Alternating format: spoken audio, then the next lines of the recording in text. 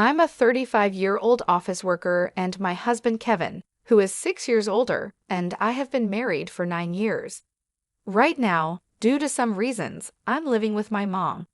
Let me explain how I ended up in this situation. 4 years ago, Kevin and I built a house. At that time, Kevin had just changed jobs, and we didn't have much money saved or a big income. Kevin used to work for a big company, but he faced constant hidden bullying from his boss. This caused him sleep problems, and eventually, he couldn't go to work anymore. He saw a psychiatrist, took a break for about 3 months, but when he didn't get better, he quit his job. After that, we got by on just my salary. Kevin didn't work for 3 months, but slowly started to feel better. He began eating and sleeping well again, and his psychiatrist was pleased with his quick recovery. My cheerful, loving Kevin was back. He then started looking for a new job. His experience at the big company helped, but finding a job was hard because he left his last job due to mental health issues. During this time, we found a small company that needed him. The salary was about 4/3 of what he used to make, but he was happy to be working again. He said it was much better than being without a job, which made me happy. This job was also in the field he wanted to work in. We wanted to have children, but it was clear that life would be tough if I stopped working. So I continued working. I also loved my job, and we decided not to have children at that time, since it was just the 3 of us. Our life was peaceful until my mother, Sarah, was paralyzed in a car accident and needed a wheelchair to get around. My dad had passed away when I was in middle school, and Sarah had been living alone since then. Our family home was old and not suitable for a wheelchair with many steps. Kevin then said, "I'm worried. Let's live together." Sarah and I were surprised, but I appreciated Kevin's unexpected kindness. Since Kevin had just changed jobs, we were unsure about the future, but we decided to apply for a mortgage. As we expected, it was tough to get a loan because Kevin hadn't been at his job for long. However, we were determined and didn't give up. After trying with several mortgage companies, we finally found one that worked with us and approved our loan. We bought our dream home, which I had always imagined filled with the smell of wood, thick wooden beams on the ceiling, custom storage spaces, a kitchen tailored for my height, and spacious cypress flooring. Importantly, it was a single-story, barrier-free house, perfect for living comfortably in a wheelchair. We were excited as the house was being built and visited the construction site every day. When our carefully designed home was finished, it had a large yard where my mom, who now seldom went outside, could enjoy sunbathing. However, there was a catch with the land. It was given to us by Kevin's grandfather, who adored Kevin. Kevin's family wasn't wealthy, but when his grandfather was diagnosed with cancer, he started to distribute his assets, giving us the largest plot of land. It felt like winning the lottery, but the land was just a 10-minute walk from Kevin's family home. When we told them my mother would be moving in with us, Kevin's sister laughed and said, "Why is your mother moving in too? How shameless is your family?" Kevin's mother told me marrying someone different like you would bring trouble. She also harshly said it was terrible for her son to have to care for an old person and called me a curse. Even then, Kevin stood up for my mother and me. He said the land was a gift from his grandfather and no one should complain. Kevin's mother and sister are really mean. It's amazing that Kevin, who is so kind, comes from that family. He's like a beautiful flower that grew out of mud. Kevin always says his family shows him how not to be. Kevin thinks his grandfather gave us the land because he wanted us to take care of his mother in her old age. He also gave other properties away. Kevin's sister got a parking lot that's a 10-minute walk from their home. It's smaller than our land, but makes good money from parking fees. Honestly, I would have preferred that, but a gift is still a gift, and we are thankful. Thanks to my grandfather-in-law, we could build our house without paying for the land and used it to help get a loan. When the house was finished, we invited Kevin's mother and sister's family over. The builders told us they had visited the house several times without asking us. They showed up late without apologizing and said, "This is kind of like Grandpa's house, so it's like our house too." Kevin's sister came in with muddy shoes and said the house smelled nice and didn't need air fresheners. She and her husband walked around with muddy shoes, ignoring the slippers we offered. When I suggested they use slippers, she laughed and said it was too much trouble and we could just clean the floor. The visit was uncomfortable from the start, and they didn't bring anything with them. When they saw my mother's room, which is spacious and sunny, Kevin's mother said she would like that room. My mother's room is like a duplex, with its own kitchen, almost a second living space. "I want to live here," said my mother-in-law during the third point of her conversation. She then told my mother, "You were lucky to have that accident, weren't you? Thanks to being paralyzed, you moved from that old shack to this nice house. Isn't that a lucky turn of events?" My mother said nothing but looked very sad. I was really angry inside, but before I could say anything, Kevin spoke up. "What did you just say? There are things you should and shouldn't say.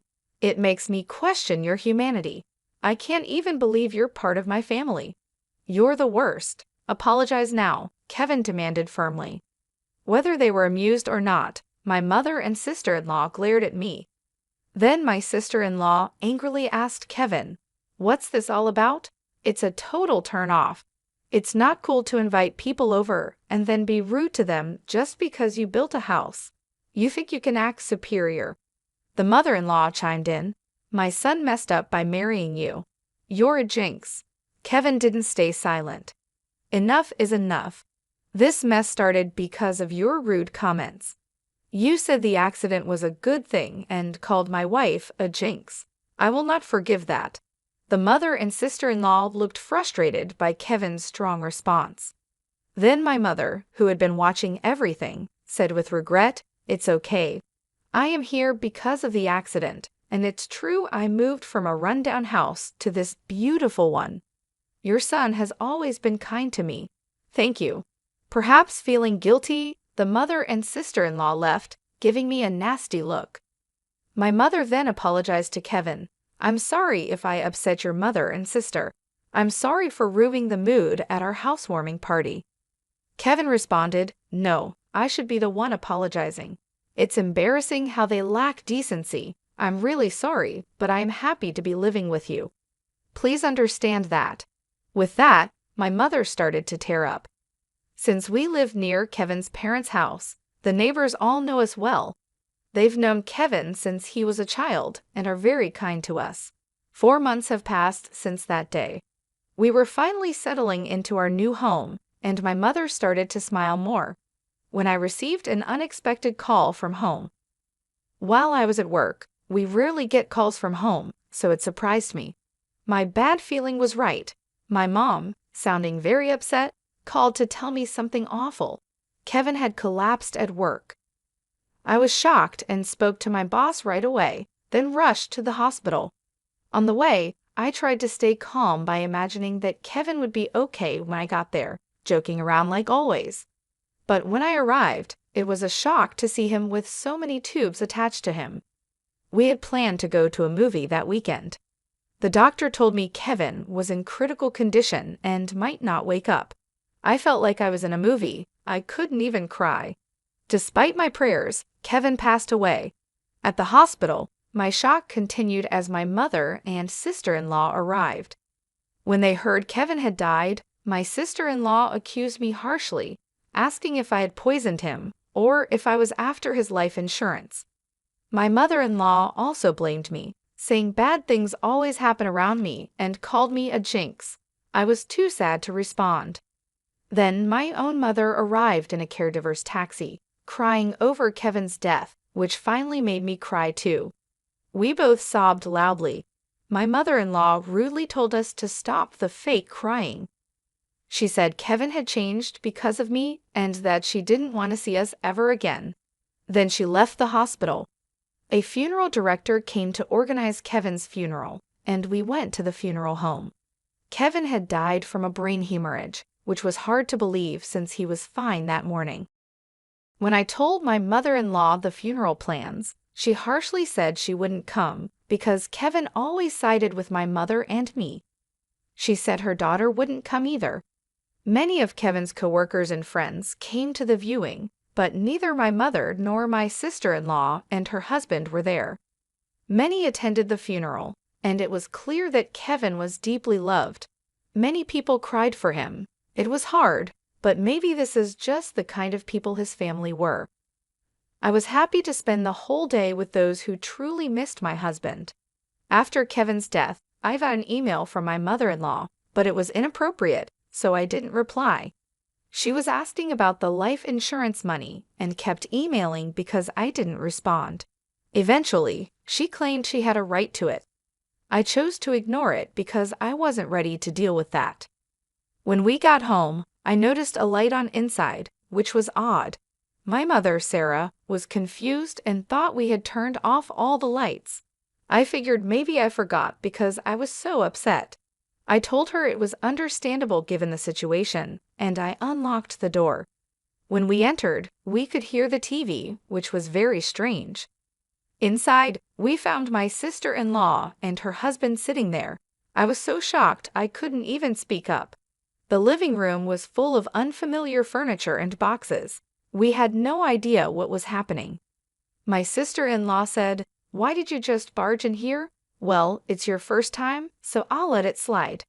We're taking this house. We sold your stuff, so leave." My mother and I were completely shocked. I asked where our furniture and belongings had gone, and she casually said a resale company came and took everything, claiming we had good furniture and they got a good price for it. They bought new furniture with that money, saying who wants furniture that a dead person used as its bad luck. She added that she cared about such things, and our stuff was packed in boxes. She even remarked that we must be minimalists or just poor because we had so few things. The furniture was carefully chosen by my husband, and I couldn't forgive them for this. My mom was furious too, her face turning beet red, but she was too shocked to respond. I immediately called the resale company. After explaining the situation, they agreed to treat the items as stolen and return them. Now that my husband is gone, dealing with this was the last thing I needed. I don't want anything to do with his family, but I do want to stay in the house that's full of memories of him. While I was wrestling with these feelings, my mother quietly said to me, "What do you think Kevin would say if he were here now?" "He might say we should leave. I'm sure he would." Kevin often mentioned, "It's good to spend time with people who understand you. But there are some people who will never understand, no matter how much you try. It's a waste of time dealing with those people." He was actually talking about his own mother and sister. I realized that if we stayed, his family would keep interfering. Acting on impulse, I signed a lease for an accessible apartment. My mom was surprised by how quickly I made that decision. I asked the resale company to hold onto the furniture for a few days, and it was moved to our new apartment 3 days later. In exchange for moving out, I made my mother-in-law and sister-in-law promise to cut ties with us. So a new life began for just my mother and me in the apartment. It turns out Kevin had many life insurance policies, almost obsessively so. He used to joke, always with a smile, "When I die, you guys will be rich." True to his word, he left enough money for my mother and me to be comfortable for the rest of our lives. Since he couldn't secure a mortgage when we bought the house, I, being employed at a major corporation, bought the house in my name. I made sure that even if something happened to Kevin first, I wasn't going to keep paying a mortgage for a house I wouldn't live in. According to our agreement, the house would be auctioned off if the mortgage wasn't paid for 4 months. Time flew by, and 4 months passed quickly. Then, I started receiving a lot of calls from my sister-in-law, Emily, and my mother-in-law, Maria. My call history was filled with their names, and it was getting scary, like something out of a horror movie.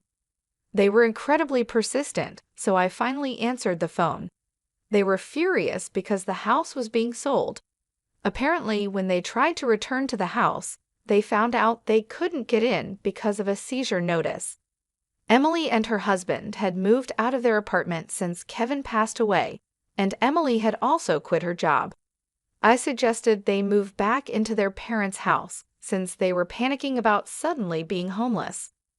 Surprisingly, Maria had gotten so caught up in gambling that she couldn't keep up and had sold her own house. It turns out they had been living together for the past 5 months. I also heard that they sold their main source of income, a parking lot in front of the train station, a long time ago. Now, Maria and Emily's family are completely homeless. When Maria said, "I'm sorry for everything, let's get along, can you lend me some money please?" I replied, "I think it's best if you stay away since I'm a jinx. We're strangers now that we've severed ties." Maria was quiet after mumbling weakly. In my mind, I was thinking, who's the real bad luck charm here? Then, when I said I wouldn't lend them a single cent, Emily, who had been listening next to Maria, shouted, "You devil! Bring us the money right now." "I am a devil and bad luck, so I'm going to hang up now," I replied and ended the call. In reality, I had involved a lawyer for the past 5 months to push for the auction of the house. I thought it was an unusual case, but apparently it's not that uncommon. The house was sold without any major issues, giving our family a moment of peace. We plan to find a new home with the money Kevin left us. Since it's just my mother and me, we don't need a big house. We'd rather prioritize security as 2 women living together. So I chose a condominium with minimal noise disturbance.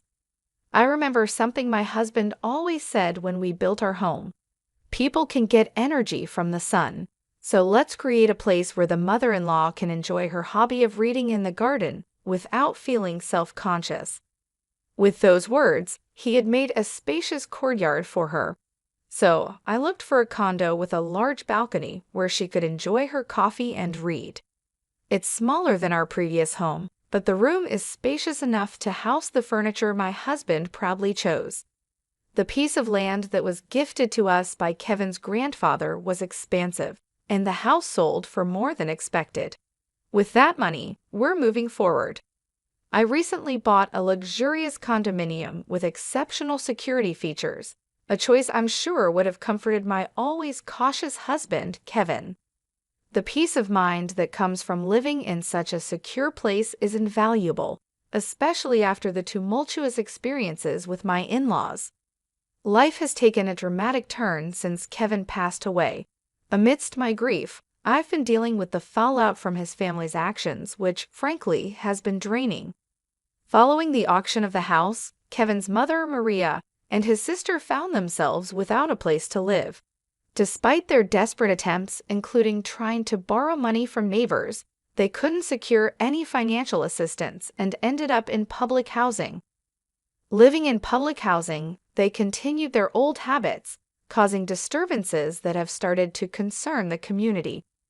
For instance, they recently had a barbecue on their small balcony, an act that left many locals in disbelief, given the limited space and safety concerns. Such thoughtlessness seems typical of them and reflects the disregard they've always shown for others' comfort. Moreover, their financial difficulties appear to have led to frequent loud arguments that disrupt the nightly peace, an auditory testament to their ongoing strife. My sister-in-law's husband has since left, leaving just her and Maria to fend for themselves. Their situation is a stark contrast to the quiet, stable life I now lead with my mother. We're both 2-person households, but while my home is a sanctuary, theirs is a source of constant conflict and unease. It's become so disruptive that neighbors are banding together, hoping to evict them to restore some semblance of peace. It's a harsh reminder that no matter where you go, being a nuisance can make you unwelcome. Reflecting on these events, I realize how the phrase, "what goes around comes around," rings true. My goal is to live quietly and peacefully, distanced from the embarrassing turmoil associated with my former family. I believe Kevin watches over us, perhaps with mixed feelings about the chaos his family continues to perpetuate in contrast to the tranquility he loved during his life. As I move forward, my focus is on living a life that causes no trouble to others. I want to honor Kevin's memory not just through words, but through actions. He always advocated for a life well lived, surrounded by people who bring joy and understanding. Despite the unfortunate family dynamics he left behind, I'm committed to building a life filled with positivity and peace. The decision to buy this condominium wasn't just about finding a new home, it was about creating a haven where my mother and I could feel safe and secure. The quiet, the order, and the absence of drama allow us to enjoy each other's company and focus on the things that truly matter. It's smaller than our previous house, but every corner of this new space is cherished, every moment of silence savored. I've learned a lot about resilience and moving forward. The memories of Kevin, filled with love and laughter, inspire me every day. They remind me of the importance of living authentically and compassionately, ensuring that his spirit of kindness is carried forward. Living well is perhaps the best tribute I can offer to a man who gave so much and asked for so little in return. In this new chapter, amidst the serenity of our chosen sanctuary, I am determined to live not just for myself, but in a way that would make Kevin proud.